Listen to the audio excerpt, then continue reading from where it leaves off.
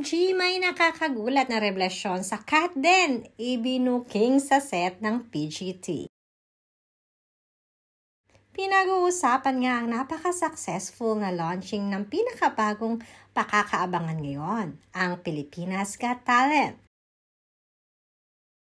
Sobrang daming mga netizens ang excited dahil na rin sa mga naging pagbabago sa nasabing programa. Isa na nga dito ang bagong experience para sa Asia superstar na si Catherine Bernardo.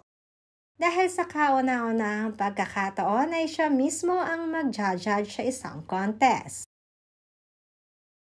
Samantalang isa sa mga judge sa Pilipinas Got Talent at isa rin sa big bosses ng ABS-CBN, ang tila ba ay nagpapahiwatig ng mas malinaw na view kung ano nga ba talaga ang totoong lagay ng relasyon ngayon ni Alden at Catherine.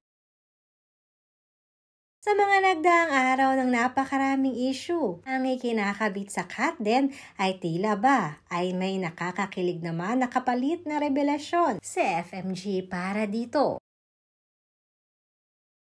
Hindi naman lingid sa kaalaman ng lahat ng isa sa FMG sa nagpapatakbo sa ABS-CBN, kaya naman hindi talaga di umano ito nagdalawang isip pa para kay Catherine na ialok ang pag-judge sa Pilipinas Got Talent.